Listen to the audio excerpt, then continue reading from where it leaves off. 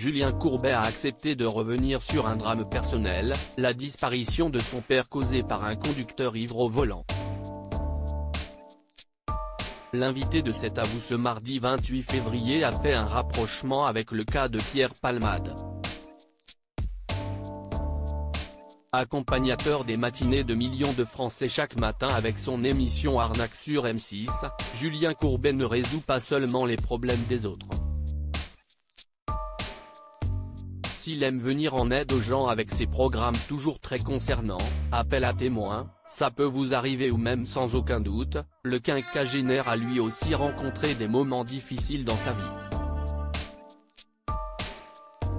On peut notamment citer la disparition, dans des circonstances glauques et dramatiques, de son père victime d'un accident de la circulation mortelle.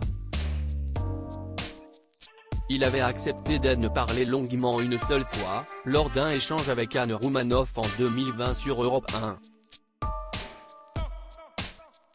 3 ans plus tard, celui qui n'avait que 28 ans à l'époque du drame revient sur l'incident dans cet avou.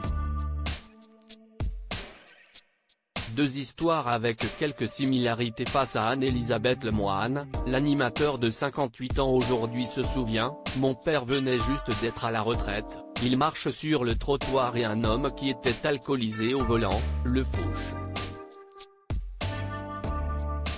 Il le fait exploser, il n'y a pas d'autre mot. Il le laisse par terre et il se sauve.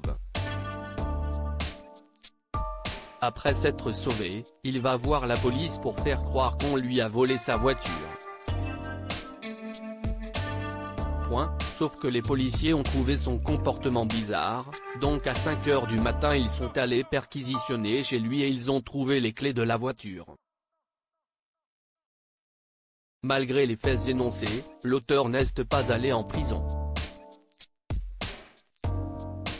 Il a écopé de 3 avec sursis au bout du compte, dévoile le présentateur qui ne peut s'empêcher de faire un rapprochement avec l'actualité de ces dernières semaines. Tout ça pour dire que, je ne veux même pas rentrer dans les détails de l'affaire Palmade, placé en détention provisoire pour homicide et blessures involontaires, NLDR, ce qu'il a fait est inadmissible et impardonnable, mais si est juste pour expliquer aux gens qui s'insurgent que malheureusement on ne va pas en prison quand on fait ça. Il n'a pas eu de traitement en particulier parce qu'il est connu, il a peut-être eu un traitement en défaveur, analyse-t-il.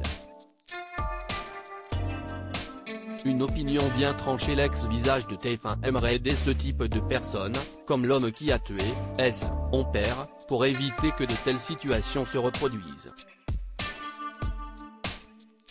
Je souhaite qu'il soit soigné et surtout après, je pense que je l'aurais accompagné pour aller dans les écoles, les facs etc. Afin qu'il explique ce qu'il s'est passé. Qu'ils disent j'ai pris le volant complètement sous et j'ai brisé une famille, explique cet habitué du petit écran. Selon lui, une incarcération l'aurait amené à faire des mauvaises rencontres, peut-être basculer dans d'autres choses, donc ça ne sert strictement à rien, dans ce cas. À lire aussi Julien Courbet, ses rares confidences sur la mort tragique de son père.